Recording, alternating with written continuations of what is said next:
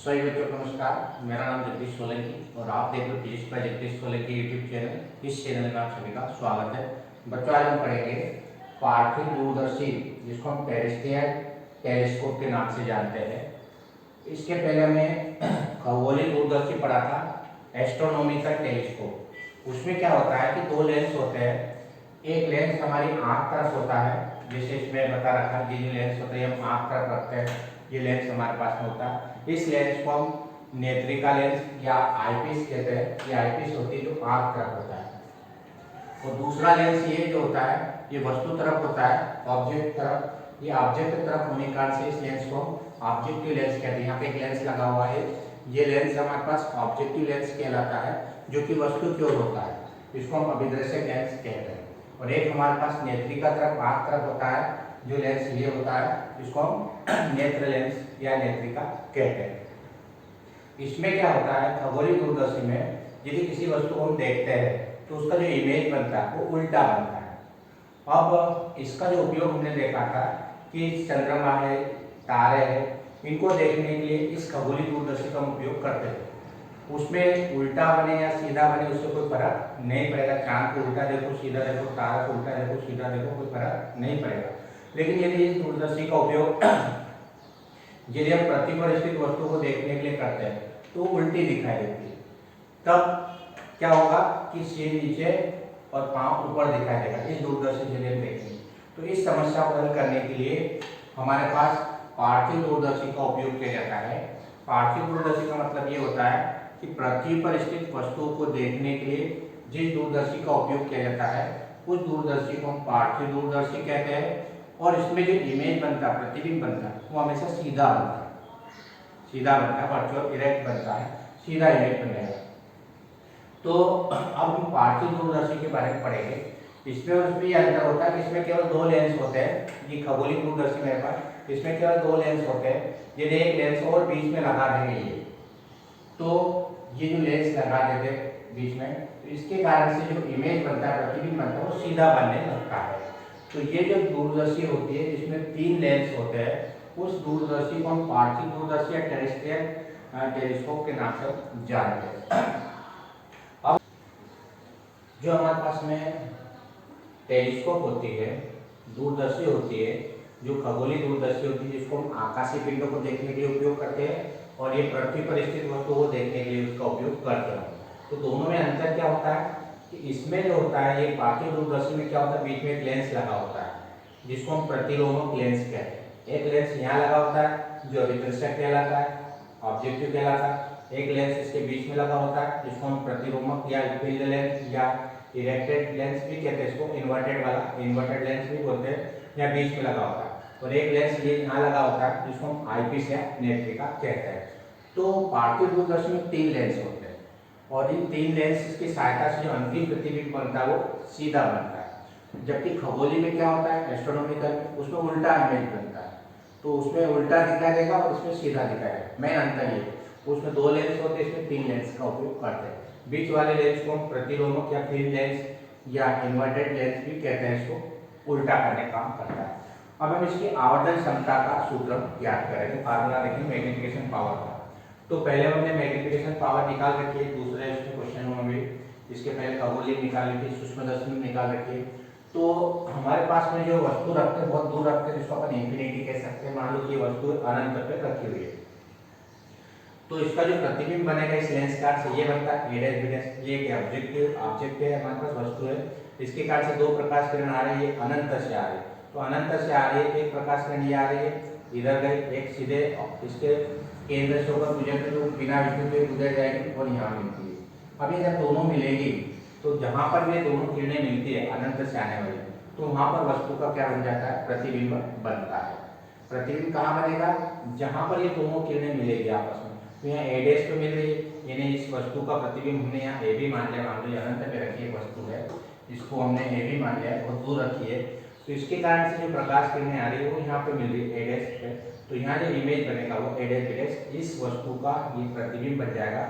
इस लेंस के कारण से, ऑब्जेक्टिव अभिदर्शक लेंस के कारण से एक ही वस्तु का प्रतिबिंब ए डैश बी डैश होगा। अब जो लेंस लगाते हैं, अब एक चीज ध्यान रखना कि इसको वस्तु को हमने अनंत पे रखा है, तो तो अनंत प्रकार इसका जो प्रतिबिंब बनेगा वो हमेशा फोकस पर बनेगा। ये चीज नोट कर लेना कि जब भी कोई वस्तु अनंत पे रखी हो तो उसका प्रतिबिंब हमेशा फोकस पर बनेगा। यानी ये यहाँ से यहाँ तक की जो दूरी होगी, डिस्टेंस होगी, ये इसकी फोकस दूरी के बराबर होगी। ये यहाँ से यहाँ तक की दूरी, ये इसकी फोकस दूरी कहलाएगी। क्यों? क्योंकि वस्तु को हमने अनंत तक रखा है तो जो इमेज बनेगा इसकी फोकस पे बनेगा, यानी इसकी फोकस दूरी को हम एरो से प्रदर्शित करते हैं। अब एक चीज ध्यान रखना कि ये प्रतिलोमक लेंस का क्या काम होता है कि जो इमेज बना, ये एडेज विडेज बना, इसको उल्टा करना, इन्वर्टेड करना, उल्टा करते हैं। उसी साइज में इसको इन्वर्टेड करता है, बराबर साइज में। सिर्फ फर्क ये होता है कि ये जो इमेज नीचे बनता है इसको ये क्या कर देता है, उल्टा करके ऊपर बना देता है। तो एक प्रकाश किरण ये जा रहे हैं हमारे पास, सीधा निकल जाएगी, एक प्रकाश किरण केंद्र से जा रहे हैं, सीधा निकल जाएगी। यानी ये दोनों यहाँ मिलेगी, यानी इस वस्तु का इमेज इस लेंस कान से यहाँ पे बनेगा। ये इसके लिए वस्तु है, इसके लिए, और इस लेंस कान से इसका इमेज ये बनेगा, A dash, A double dash, B double dash. तो इस लेंस का क्या काम होता है कि जो ए डैश बी डैश वस्तु है इसको उल्टा कर देता है, इसका इमेज उल्टा बना देता है, A double dash B double dash पे बनेगा। अब ये स्थिति कब संभव होती है कि बराबर और उल्टा कब बनेगा? जब इस वस्तु को इसके 2f पे रखेंगे, 2f पे यदि किसी वस्तु को रखते हैं, इसकी फोकस दूरी से डबल से, इसकी फोकस दूरी 1 मान लिया, तो इसे 2f पे यदि रखते हैं तो इमेज भी कितनी दूरी पे बनेगा? 2f दूरी पे बनेगा, बराबर बनेगा और उल्टा बनेगा। ये इसमें कंडीशंस होती है लेंस जब हम पढ़ते हैं। तो यदि किसी वस्तु को हमने 2f पे रखा है तो उसका इमेज भी 2f पे ही बनेगा और वो इन्वर्टेड उल्टा बन जाता है। फिर ये इसके लिए वस्तु है, इसके लिए वस्तु ये है इस लेंस के, और इस लेंस का से एक प्रकाश किरण ये जा रही है और दूसरी प्रकाश किरण ये जा रही है। तो ये दोनों यहाँ मिल नहीं पाते, लेकिन दोनों को हम क्या करें, पीछे डायरेक्शन मिला रहे हैं, यहाँ पे मिला रहे हैं, इसको भी डायरेक्शन पीछे बढ़ाना और यहाँ पे मिला रहे हैं। यानी इस लेंस की वस्तु ये और इसका इमेज जो बनेगा वो हमारे पास ये PQ के द्वारा हमने प्रदर्शित कर रखा है। ये PQ इसका इमेज है, ये इमेज, ये फाइनल इमेज है, अंतिम प्रतिबिंब ये वाला, इस लेंस के कारण ये प्रतिबिंब बनेगा। यानी वस्तु अनंत पे रखी है हमारे पास में, ये वस्तु है और इसका इमेज अपने को इस तरह से बड़ा दिखाई देगा। यहाँ पर 3 लेंस से ध्यान रखना है। इस लेंस के लिए वस्तु ये और इसका इमेज ये ए डैश बी डैश, इस लेंस के लिए वस्तु ये और इसका प्रतिबिंब A double dash B double dash, इस लेंस के लिए वस्तु ये और इसका जो इमेज बनेगा वो PQ पर बनेगा। अब इस लेंस के लिए वस्तु है तो वस्तु की दूरी को हम UE से प्रदर्शित करेंगे यहाँ पर। क्यों? क्योंकि आई लेंस की दूरी है, वस्तु ये नेत्रिका की दूरी है, नेत्रिका से वस्तु की दूरी है, तो ए से प्रदर्शित करते हैं आई लेंस की वस्तु की दूरी कहलाती है। और ये इसका इमेज बन रहा है, यहाँ से यहाँ तक की इमेज की डिस्टेंस होगी। अब यदि इमेज यदि मान लो स्पष्ट दृष्टि की न्यूनतम दूरी पे बने तो उसको हम D मान लेते हैं, जो कि VE के बराबर हुआ है। VE लिखो या D लिखो, दोनों एक ही बात है।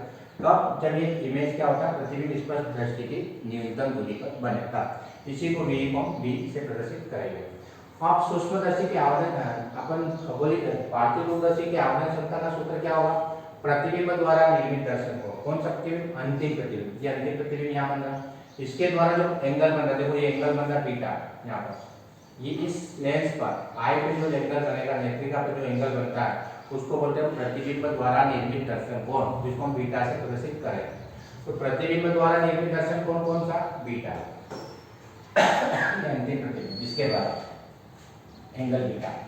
और अनंत पर स्थित वस्तु द्वारा निर्मित दर्शन कोण, अनंत पे ये वस्तु रखी है, इसके द्वारा जो एंगल बनेगा ये इसके सेंटर पर ये अल्फा, ये अल्फा जो है अनंत पर स्थित वस्तु द्वारा निर्मित दर्शन कोण है। तो प्रतिबिंब द्वारा निर्मित दर्शन कोण कौन सा प्रतिबिंब? अनंत, अंतिम प्रतिबिंब कह सकते हैं, अंतिम प्रतिबिंब द्वारा निर्मित दर्शन कोण और अनंत पर स्थित वस्तु द्वारा निर्मित दर्शन कोण का अनुपात, अनुपात कौन सा? रेशो, बटे में लिखते उसको अपान लिखते उसको अनुपात के नाम से जानते हैं। पार्थिव दूरदर्शी की क्या कहलाएगी? आवर्धन क्षमता कहलाती है। तो अपने को पार्थिव दूरदर्शी की आवर्धन क्षमता पता होना चाहिए कि अंतिम प्रतिबिंब द्वारा निर्मित दर्शन कोण और अनंत पर स्थित वस्तु द्वारा निर्मित दर्शन कोण का अनुपात, एक प्रतिबिंब द्वारा निर्मित दर्शन कोण है और एक वस्तु द्वारा निर्मित दर्शन कोण, इन दोनों का जो अनुपात होता है, रेशियो होता है, उस रेशियो को हम बोलेंगे आवर्धन क्षमता। इसको बीटा से प्रदर्शित करेंगे, प्रतिबिंब वाले एंगल को यहाँ पे बता था बीटा, और वस्तु वाला एंगल को हम अल्फा से प्रदर्शित करते हैं। ये अल्फा हो गया और ये बीटा हो गया, तो beta upon alpha beta upon alpha को आवर्धन क्षमता या मैग्निफिकेशन पावर कहते हैं। अब यदि अल्फा और बीटा के मान बहुत कम हो तो त्रिकोणमिति में हम अल्फा को tan अल्फा लिखेंगे और बीटा को tan बीटा लिख सकते हैं। तो बीटा को हम tan बीटा लिख देंगे और अल्फा को tan अल्फा लिखेंगे। ये कब लिखना है? जब अल्फा और बीटा के मान बहुत कम हो तब tan अल्फा, अल्फा को हम tan अल्फा और बीटा को tan बीटा के द्वारा प्रदर्शित करते हैं। अब हम इस डायग्राम से आवर्धन क्षमता निकालेंगे बराबर tan बीटा tan अल्फा का मान निकालेंगे। tan बीटा का मान निकालना, tan अल्फा का मान निकालेंगे। तो पहला tan बीटा का मान निकाल लेते हैं इस ट्रायंगल से, ये वाला ट्रायंगल से। ट्रायंगल त्रिभुज A double dash B double dash E, A double dash B double dash E में tan बीटा, tan बीटा। देखो एक चीज ध्यान रखना है कि ये बीटा बनता है ये इस प्रतिबिंब द्वारा निर्मित दर्पण को, ये अंतिम प्रतिबिंब ये, और ये जो हम ट्रायंगल ले रहे हैं छोटे वाला ट्रायंगल है ये वाला, ये बड़ा वाला ट्रायंगल कौन सा PQE और A double S B double S E, ये दोनों सिमिलर ट्रायंगल है, समरूप त्रिभुज है। इसलिए दो त्रिभुज में से कोई सा त्रिभुज लेंगे तो आंसर वही आना है। इसलिए मैंने ये छोटा सा त्रिभुज ले लिया, ये वाला कौन सा A double S B double S E, ये बीटा यहाँ बन रहा है, ये वाला ट्रायंगल ले लिया। इस ट्रायंगल में tan बीटा का मान अपने को निकालना है। तो tan बीटा इक्वल टू लंब बटे आधार होता है, सबको पता है, लंब बटे आधार परपेंडिकुलर अपॉन बेस। अब इस ट्रायंगल में देखो परपेंडिकुलर कौन सा, ये एंगल यहाँ बन रहा, तो एंगल के सामने वाला परपेंडिकुलर होता है, ध्यान रखना लंब होता है। लंब कौन सा हो जाएगा tan बीटा इक्वल टू लंब कौन सा हो जाएगा A double dash B double dash अपान में आधार कौन सा हो जाएगा, ये इसको अपन ये मान लिया E B डबल डैश, ये बेस है इसका, आधार है नीचे का, ये लंब और ये आधार E B double dash, E B double dash, ये आ गया। इस तरह से हमने tan बीटा का मान निकाल लिया। अब हम अल्फा का मान निकालेंगे। अल्फा कैसे निकालेंगे? ये अल्फा यहाँ बन रहा, यदि ये अल्फा ये भी अल्फा होगा, क्यों? क्योंकि यदि एक लाइन दूसरी लाइन को काटती है तो इधर यदि एंगल बनता है अल्फा, ये भी एंगल अल्फा ही बनेगा। ये शीर्षांक कोण कहलाता है, ये वाला कोण ये वाला कोण दोनों बराबर होगा, एंगल दोनों इक्वल होते हैं, तो ये अल्फा ये भी अल्फा ही होगा। तो अब इस ट्रायंगल से निकाल लेते हैं अल्फा का मान। कौन से triangle?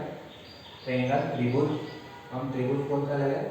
A dash B dash O, A dash B dash O, tan alpha, tan alpha का मान निकालेंगे लंब बटे आधार, लंब मतलब परपेंडिकुलर, इस अल्फा यहाँ बना इसका परपेंडिकुलर ये होगा लंब A डैश B डैश, तो A डैश B डैश लंब हो गया, आधार बेस, बेस ये नीचे का O B डैश, इसको हमने O मान लिया सेंटर पॉइंट O, और इसके सेंटर को हमने E मान लिया, E ऊपर लिखा है यहाँ ले, तो ये हो जाएगा O B dash, O B dash. तो ये लंब हो गया A डैश डैश और ये आधार हो गया O B डैश।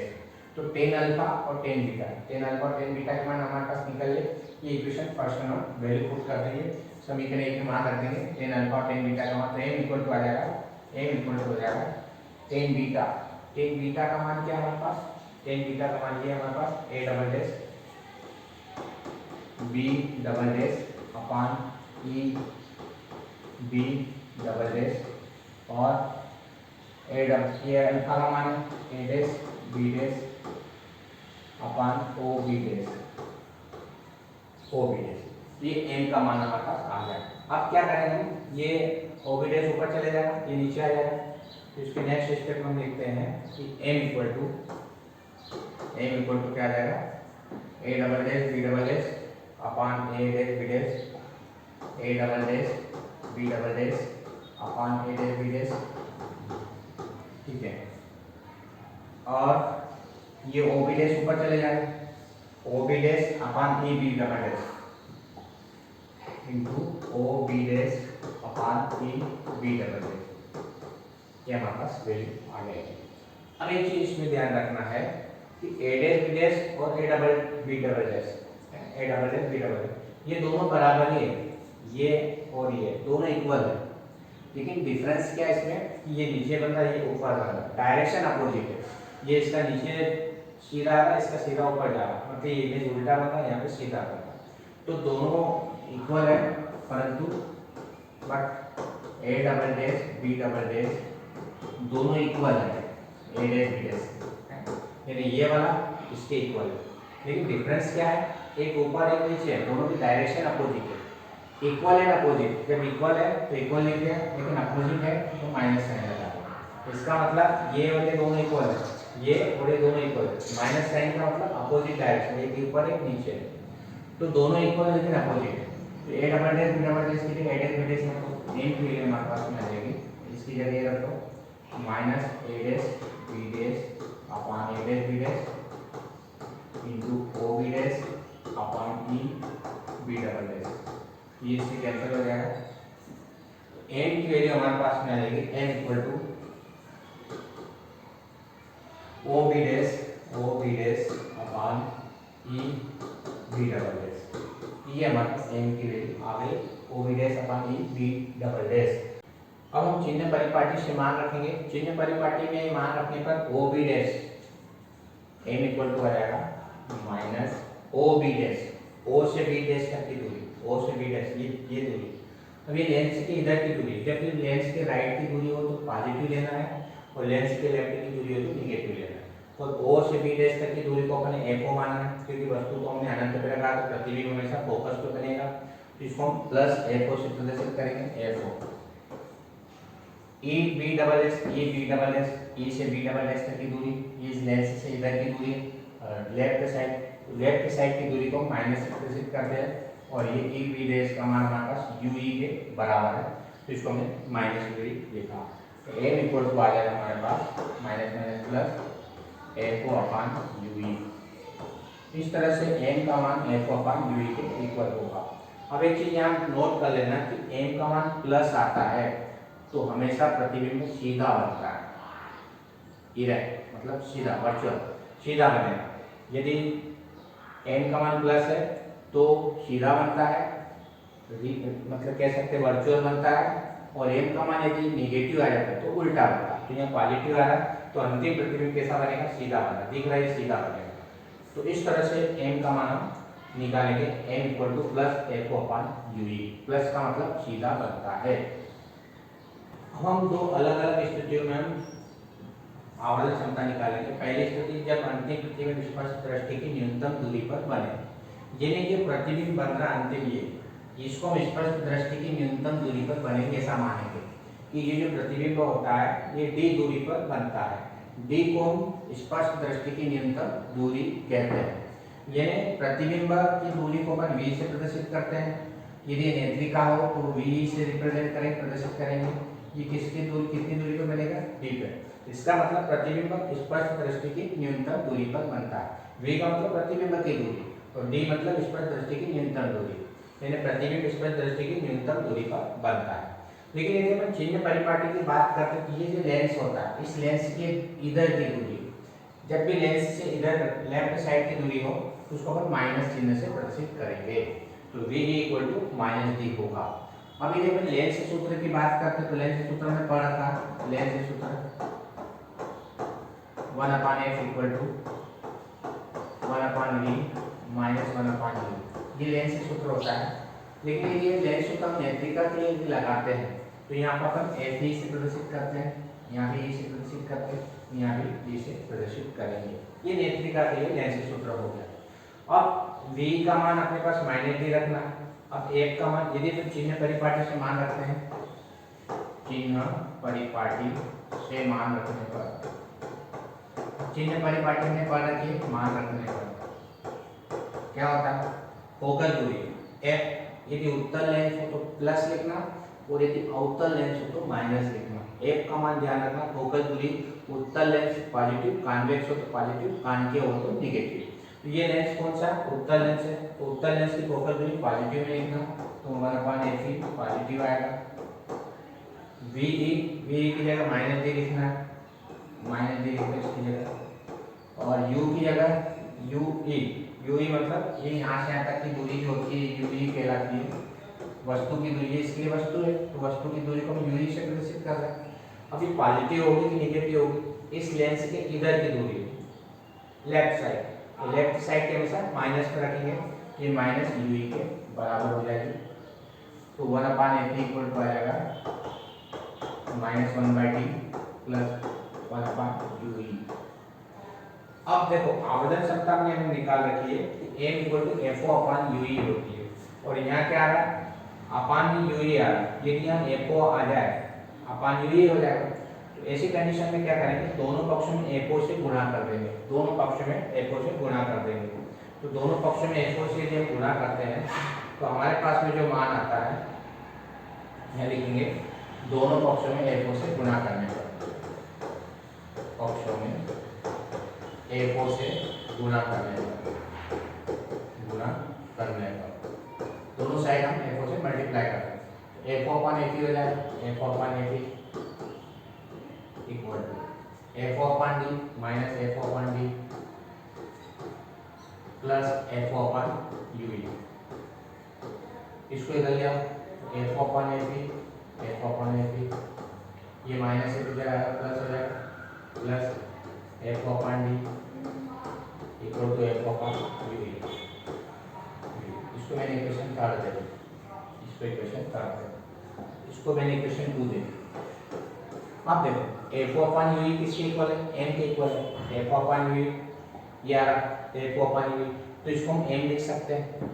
तो एफ अपॉन एफ ई कैसे लिखना, plus F upon D, equation 2 से इसकी वैल्यू यहाँ पुट कर देंगे इक्वेशन 3।